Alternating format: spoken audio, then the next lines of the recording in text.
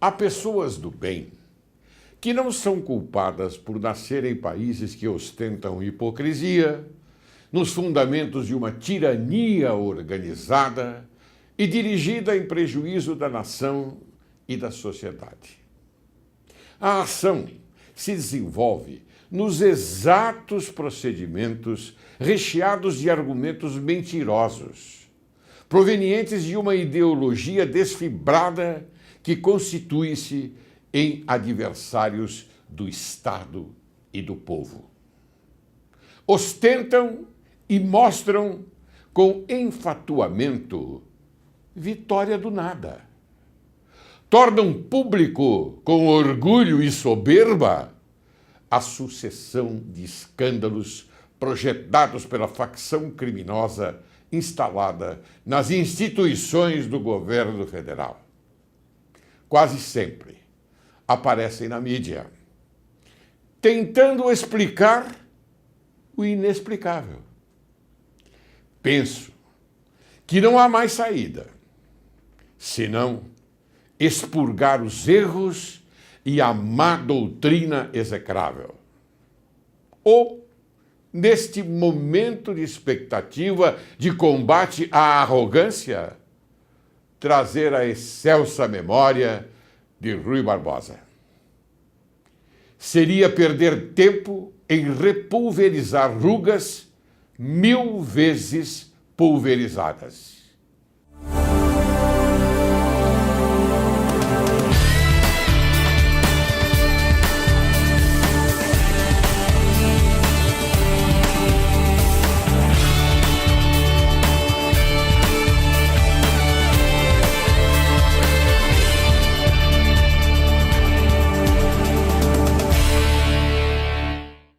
Caro telespectador, gostaria de iniciar este programa agradecendo pela audiência ao Direito e Justiça em Foco.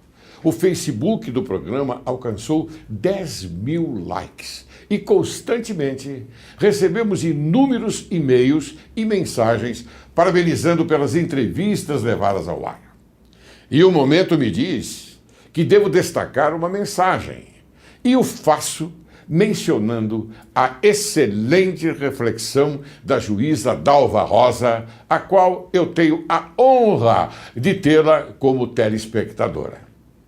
Diz ela: assinalo sempre a crescente expansão positiva de seu programa, que há de se superar a cada semana, estou certa.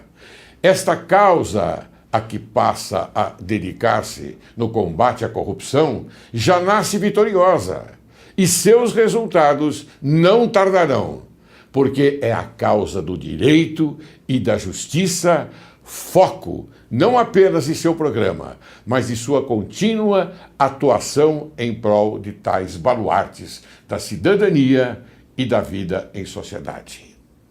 Em virtude do sucesso alcançado pelo programa, agradeço a cada um de vocês, caros telespectadores, pelo prestígio de estar conosco todos os domingos, com a promessa de continuar sempre a levar informação de qualidade para o engrandecimento da humanidade.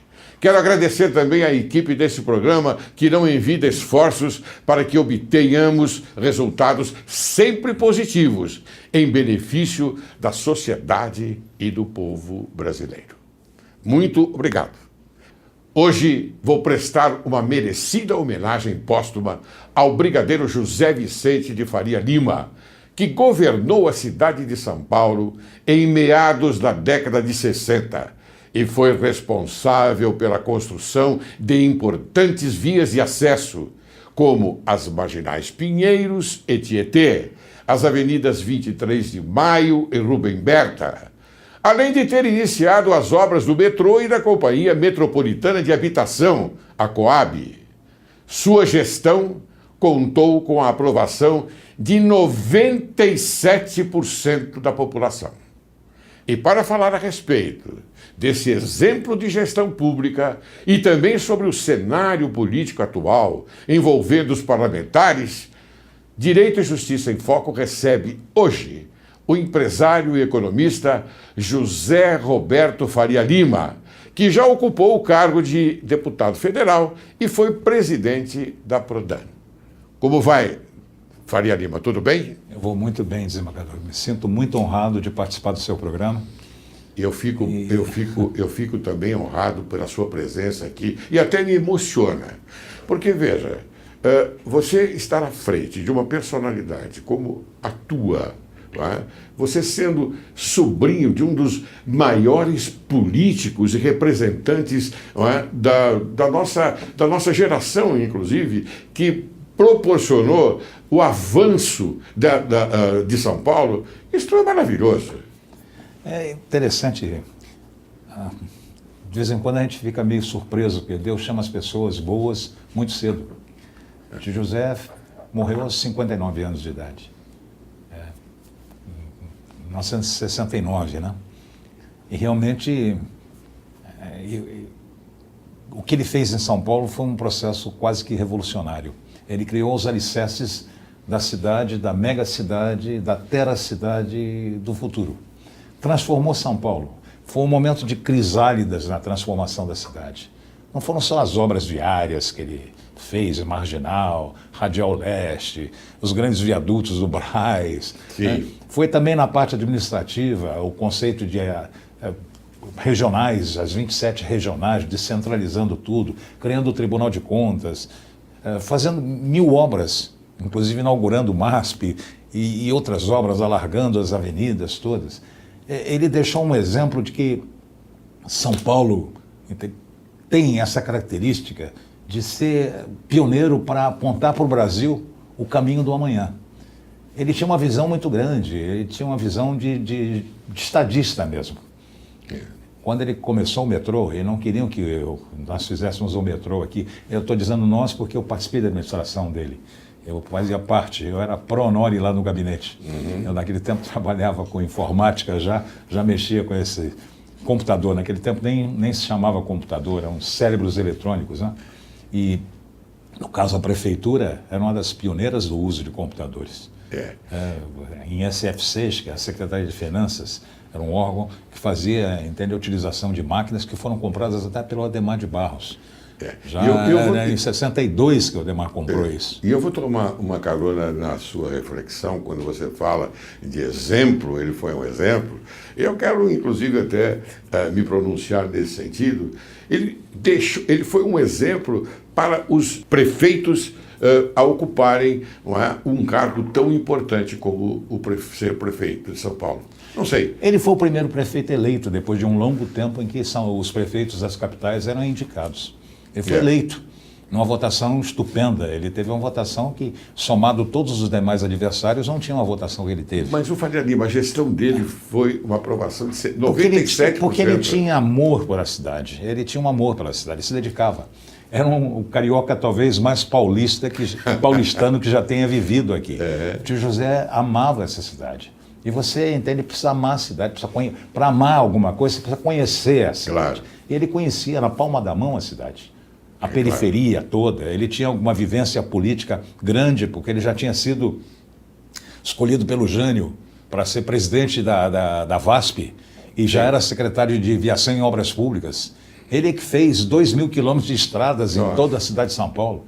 Ele já era o governador praticamente eleito, se ele não tivesse sido chamado a missões mais importantes pelo Criador, ele já era o governador já eleito de São Paulo.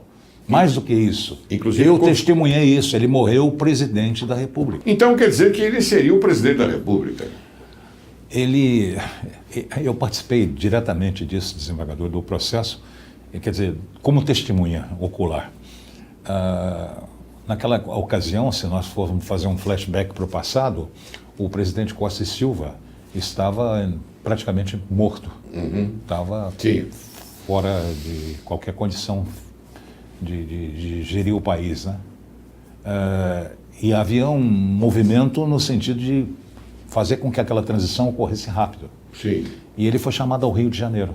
Chamado ao Rio de Janeiro, existia todo um comando de militares naquela ocasião, e acharam que ele era a figura mais adequada. Sim, claro. Por isso que o senhor mencionou aí da aprovação popular que ele tinha em São Paulo, 97%, nem o Papa tinha algo nesse nível, né? E ele era considerado o que eles chamavam naquela época de anfíbio. Era um militar, mas com uma imagem de civil. Quando você chamava ele de brigadeiro, não lembrava que ele era um militar. Ele era um civil, era um brigadeiro. O Faria Lima, né? E ele foi escolhido. Eu estava com o meu primo José Eduardo, recém-falecido, nós estávamos juntos, eu, minha esposa, Eduardo, quando veio a confirmação do Rio de Janeiro, que estava mais ou menos tudo acertado no sentido que a solução seria encaminhada para que ele assumisse a presidência da República. Cordeiro de Faria, uma série de outros elementos que tinham um certo domínio de poder naquela ocasião.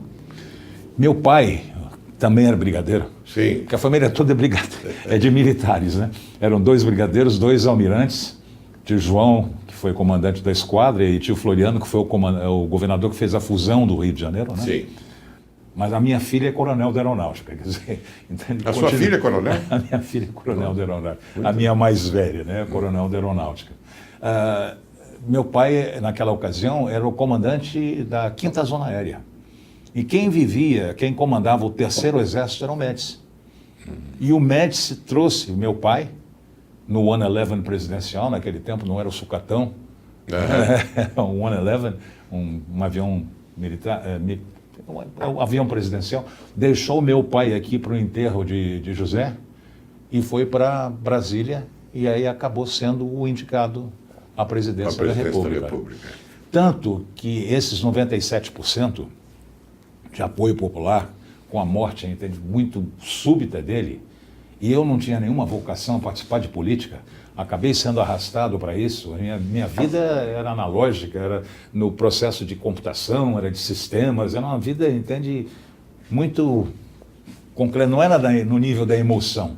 Acabei me envolvendo e saí candidato a deputado federal, e a minha votação foi a maior votação que a cidade já deu a alguém. Foi. Porque não era por mim. Não, e a sua gestão... Era por mim, era em homenagem a ele. Lima, a sua gestão também foi excelente. A gente tentou fazer, porque quando você chega lá em Brasília, o pessoal diz, não, aqui só tem gente muito capaz, então você tem que ficar quieto. Eu disse, como é que eu ia ficar quieto? Tendo a dinâmica de trabalho, o sentido de urgência que a gente vivia na IBM, né? Implantando computadores. Nós estávamos conversando sobre os computadores. Né? Uma das ideias que a gente levou para o tio José naquela ocasião era exatamente para criar um centro de informação, que eu tentei criar quando o Jânio, depois de muito tempo, o Jânio acabou também sendo eleito prefeito, né? Sim. Na Prodan. Transformar a Prodan numa empresa de informação. Isso. Para que pudesse, inclusive, se autossustentar. Sim. E, infelizmente, também não aconteceu. Mas essa homenagem que o senhor está fazendo hoje, desembargador, ao brigadeiro, me comove muito. Eu acho que comove a todos nós da família. Mas ele fez por merecer. Fez. Ele tem uma historiazinha muito interessante, que estava um sábio andando e viu 2 pessoas assentando tijolo. Chegou para o primeiro e perguntou, o que fazes? Ele disse, você não está vendo? Eu estou assentando tijolo. Ele caminhou um pouco mais e perguntou para o outro, que também estava assentando tijolo, o que você está fazendo? O outro disse assim, eu estou construindo uma catedral. O brigadeiro, ele tinha o sentido, ao alargar as ruas, a rasgar a cidade, a construir viadutos, que ele estava construindo uma grande catedral, uma grande cidade. Visão do futuro. Uma visão de futuro. Exatamente. Bem, mas como nós falamos dos 97% do nosso querido homenageado de hoje também, eu queria perguntar a você, Faria Lima, não sei se posso, não sei se devo, não sei se você vai responder, mas eu vou perguntar. Já o atual prefeito Fernando Haddad tem mais de 50% de rejeição. E como é que você avalia a administração dele? Bom, na hora que alguém prioriza ciclovia como sendo o principal problema que São Paulo enfrenta, qualquer julgamento... Não, nem ciclovia, é ciclofaixa. Qualquer julgamento é desnecessário. Eu acho que pela formação dele, ele é um marxista. Nós conseguimos colocar como prefeito de São Paulo alguém de uma formação marxista, um comunista. E até a vice-prefeita também é comunista. Então, na principal catedral do capitalismo, nós temos um comunista tomando conta. Então, evidentemente que A série de prioridades que o prefeito Fernando Haddad estabelece para São Paulo não são aquelas que correspondem à demanda da população de São Paulo. São Paulo, eu digo o seguinte, olha, um gato 50 vezes maior que um outro gato não é um gato, é um tigre. Quer dizer, você para tomar conta de um gato, você precisa de um adestradorzinho. Para tomar conta de um tigre, você precisa de um domador. Há modificações quantitativas e qualitativas. São Paulo está sendo tratado como um gatinho, quando na realidade é um tigre. Mas você acha que essas modificações, então, são prejudiciais à cidade de São Paulo? Você veja... E à população também? Tudo que o Brigadeiro fez, vamos pegar alguma moeda, entende, que você possa fazer comparações, porque ela tem um certo peso que perdura no espaço. Um dólar. Nós tínhamos um orçamento de US$1 bilhão. Olha o que foi feito em São Paulo. São Paulo era um canteiro de obras. Um canteiro de obras. São Paulo era um dinamismo só, mostrando ao Brasil a possibilidade de transformação. Hoje nós temos um orçamento de mais de US$25 bilhões. Quantas vezes mais? E o que é feito? Qual é a grande obra que foi feita recentemente para São Paulo? Nem tapar buraco. Nada, nós não temos... E isso é um outro aspecto, entende, que ninguém incentiva, porque eles ficam jogando dentro de um limite. O divórcio entre o setor criativo brasileiro, que são as universidades, e o setor produtivo é muito grande. O que a população, a cidade, as indústrias, tudo precisa, não é respondido pela universidade. É verdade. Então há um vácuo muito grande. E o pior de tudo isso é que a gente investe no capital humano e depois não temos condição de oferecer a esse capital humano uma atmosfera que ele possa retribuir. Então eles vão todos lá para fora. Quantos dos filhos dos nossos amigos hoje não são formados aqui e depois vão trabalhar lá fora? Porque aqui não se encontra esse ambiente. E São Paulo é uma cidade já quaternária. Não é mais nenhuma cidade industrial. Nós estamos num processo econômico de transformação. É uma cidade quaternária. Olha, você tem mais tomógrafo instalado na Avenida Paulista do que na França inteira. É verdade. Então o pior não é isso. O pior é você fazer uma ciclofaixa com tinta vermelha que desbota na primeira chuva, impedindo, entende, que a população do Brasil inteiro venha procurar saúde aqui em São Paulo, na própria Avenida Paulista. E o que é mais interessante é o seguinte, você coloca ciclofaixas numa cidade que não é plana. A nossa cidade não é plana. Eu estive recentemente em Milão e lá há uma quantidade enorme, não de ciclovias, mas de locais para bicicletas e para motocicletas. Entende? Há esses lugares de trânsito. Não é? E a cidade é plana. Então, é acessível, sim, você sair de bicicleta e chegar num determinado lugar que você queira. Mas aqui em São Paulo... Eu fico pensando nas velhinhas subindo a ladeira de Sumaré. Né? Elas pedalando nas ciclofaixas. Ciclofaixas, Entende? De noite com chuva nas ladeirinhas lá do Sumaré. Realmente... quando colocou isso como prioridade número 1 da cidade... número 1 de Sandeiro, você encontra, por exemplo, esses corredores de ônibus. Sim. Fizeram a promessa de fazer e não cumprem. Há uma falta de uma visão estratégica mais ampla, dessa visão de estadista, um compromisso, independente partidário ou não, que seja atendido pela cidade. O que nós queremos entender nessa cidade? Veja bem, desembargador, eu participei, quando eu estive como deputado, fiquei 8 anos lá em Brasília, morava lá em Brasília. Do debate sobre áreas metropolitanas. Sim. E eu aprendi o seguinte, quando você não sabe como conceituar, você caracteriza. Porque naquele tempo a gente não tinha uma noção exata do que é uma área metropolitana. Quando você não sabe o que é uma área metropolitana, você caracteriza. A área metropolitana de São Paulo são esses 39 municípios, e listaram os 39 municípios. Essa área dos 39 municípios equivale a 8.500 km². 1/1000 do território nacional. 1/1000 do território nacional. Nessa área existe uma população de 21 milhões de brasileiros. Mais de 10% dos brasileiros moram em 1/1000 do território nacional. Sim. Então já por aí já tem uma deformação. Eu elencava sempre, coisa minha, né? Gosto de fazer uns vícios. O Brasil só tem 3 problemas concretos. 3.